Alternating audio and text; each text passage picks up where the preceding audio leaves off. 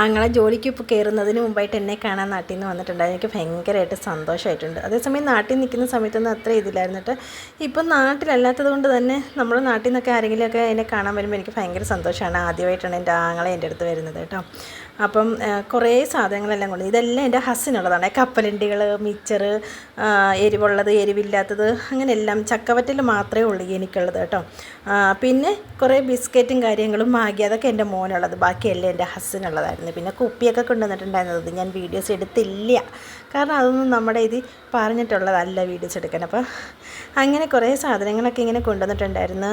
പിന്നെ ആണെങ്കിൽ ഞാൻ അധികം മേക്കപ്പും സെറ്റും കാര്യങ്ങളൊന്നും ഉപയോഗിക്കത്തില്ല. എന്നാലും കാലയിൽ ഇടാനൊക്കെയുള്ള ഈ അടിപൊളി മയത്തിലൊക്കെ ഇരിക്കാനുള്ളതൊക്കെ കുറച്ച് സാധനങ്ങൾ. പിന്നെ കുറേ പിന്നെ എന്താ പറയുക, വാച്ച്, 3 പേർക്കും വാച്ച് കൊണ്ടുവന്നിട്ടുണ്ടായിരുന്നു. എനിക്ക്, എൻ്റെ ചേട്ടന്, പിന്നെ മോന്, പിന്നെ കുറേ തലയിലിടുന്ന കുറേ സാധനങ്ങൾ. പിന്നെ ലിപ് ബാം മേടിച്ചുകൊണ്ട് വന്നിട്ടുണ്ടായിരുന്നു കേട്ടോ.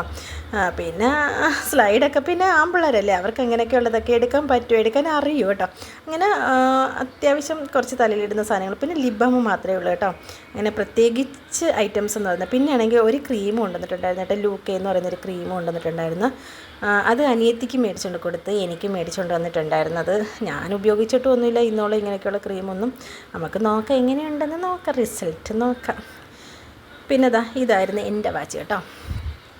അപ്പോൾ എനിക്കുള്ള വാച്ചെല്ലാം സെറ്റാക്കി അവൻ തന്നിട്ടാണ് പോയത്. പിന്നെ ഇത് ചേട്ടനുള്ളതാണ് കേട്ടോ, ചേട്ടനുള്ള വാച്ച്. പിന്നെ മോനൊരു വാച്ച് മേടിച്ചുകൊണ്ട് വന്നിട്ടുണ്ടായിരുന്നു. കഴിഞ്ഞ പ്രാവശ്യം മോന് മേടിച്ചുകൊണ്ട് വന്ന വാച്ച് അതുപോലെ ഇവിടെ ഇരിക്കുമായിരുന്നു കേട്ടോ. പിന്നെ മോനാ കോളടിച്ചത്. മോനല്ല, എൻ്റെ വാച്ചിനായിരുന്നു വിലയുള്ളതെന്നാണ് അവൻ പറഞ്ഞത്. അപ്പോൾ ഇത്തരം സാധനങ്ങളൊക്കെ കൊണ്ടുവന്നത് കേട്ടോ. നേരത്തെയൊക്കെ ഫേസ് വാഷൊക്കെ കൊണ്ടുവരുന്നത്. അപ്പോൾ ഇപ്രാവശ്യം എടുത്തുകൊണ്ട് വന്നപ്പോഴത്തേക്ക് അനിയത്തിയുടെ മക്കളെടുത്ത് വെച്ചു എന്നൊക്കെ പറയുന്നത് വീട്ടും. അപ്പോൾ ഇത്രയൊക്കെ ഉള്ളായിരുന്നു സാധനങ്ങളെല്ലാം. പിന്നെ ഞാനാണെങ്കിൽ ഫ്രൈഡ് റൈസ് ഉണ്ടാക്കിയായിരുന്നു കേട്ടോ. എൻ്റെ ആങ്ങളെ വന്ന സംബന്ധിച്ച് ഫ്രൈഡ് റൈസ് വലിയ ആഡംബരങ്ങളൊന്നും ഇല്ലാത്ത രീതി, കൊച്ചു രീതിയിലൊരു ഫ്രൈഡ് റൈസൊക്കെ ഉണ്ടാക്കി, ഇച്ചിരി ചിക്കനൊക്കെ മേടിച്ചിട്ട് അതെല്ലാം നല്ല ഗ്രേവിയൊക്കെ പറ്റിച്ച് നന്നായിട്ട് കറിയൊക്കെ വെച്ച് ഞങ്ങളങ്ങനെ ഉച്ചയ്ക്ക് ഞങ്ങളെല്ലാവരും കൂടെ ചോറുണ്ട്. ഹസ്സിന് ജോലി ഉണ്ടായിരുന്നു കേട്ടോ. ഹസ് അങ്ങ് ജോലിക്ക് പോയി. പെട്ടെന്നുള്ള വരവായതുകൊണ്ട് ഞങ്ങളോടൊന്നും പറയാതെ സർപ്രൈസായിട്ട് കയറി വന്നതായിരുന്നു കേട്ടോ. പിന്നെ ഞങ്ങളെല്ലാവരും കൂടെ ഫുഡൊക്കെ കഴിച്ചു കേട്ടോ.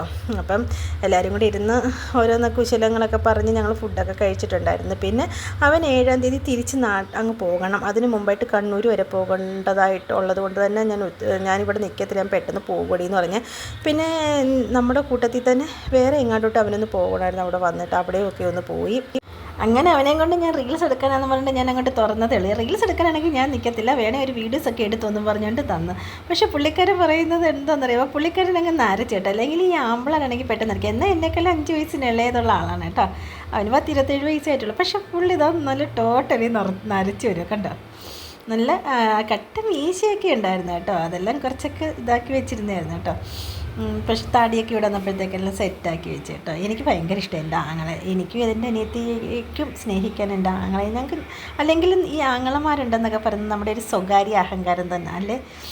അപ്പം വൈകിട്ട് എല്ലാവർക്കും ഓരോ ക്യാരറ്റിൻ്റെ ജ്യൂസും കൊടുത്ത്, പിന്നെ ചപ്പാത്തിയും, പിന്നെ ദോശ വേണ്ടുന്നവർക്ക് ദോശയും ചുട്ടു കൊടുത്ത്. കാരണം എൻ്റെ ആങ്ങളയ്ക്ക് ചപ്പാത്തി വേണ്ട, ദോശ മതി എന്ന് പറഞ്ഞപ്പോൾ അവന് ദോശ. പിന്നെ അതിൻ്റെ കൂടെ ഇച്ചിരി കടലക്കറിയും കൂടെ അങ്ങ് വെച്ചേട്ടോ. പിന്നെ വെള്ളം പോലെ ഇരിക്കുന്നതെന്നൊന്നും ആരും പറയരുത്, മഴയൊന്നും പെയ്തല്ല കേട്ടോ. പിന്നെ രാവിലെ എണ്ണിച്ച് ചായ ഇട്ട് കൊടുത്ത് പിന്നെ അവരപ്പോഴത്തേക്കെല്ലാം റെഡി ആയിട്ടുണ്ടായിരുന്നു പോകാനായിട്ട് കേട്ടോ. എൻ്റെ മോനാണെങ്കിൽ ഭയങ്കര വിഷമമാണ്. ഞാൻ പറഞ്ഞു, നീ വിഷമിക്കേണ്ട, നീ ഇങ്ങോട്ടല്ലേ വരാൻ പോകുന്നത്, 10-27 ദിവസം കഴിഞ്ഞ് ഇങ്ങോട്ടല്ലേ ഞാൻ നിന്നെ വിളിച്ചുകൊണ്ടായിരുന്നു, വിഷമിക്കേണ്ട എന്ന് പറഞ്ഞു കേട്ടോ. അപ്പം കൊച്ചവനെ നോക്കിയിരിക്കുകയാണ് എല്ലാവരും. അപ്പം എല്ലാവരും പോകാനായിട്ട് റെഡിയായി. അങ്ങനെ ഞാൻ വെളിയിലോട്ടൊന്നും ഇറങ്ങില്ല, ഞാൻ ഇങ്ങനെ നിന്നതേ ഉള്ളൂ. അപ്പം അവരൊക്കെ പോയപ്പോൾ ഒരു സങ്കടമൊക്കെ ഉണ്ടായിരുന്നു. അപ്പം അങ്ങനെ എല്ലാവരും പോയി. ഇനി ആശാനും വിളക്കും മാത്രമായിട്ട് ഞാനും ആശാനും വിളക്കും മാത്രമേ ഉള്ളൂ. അപ്പോൾ ഇത്രയേ ഉള്ളൂ.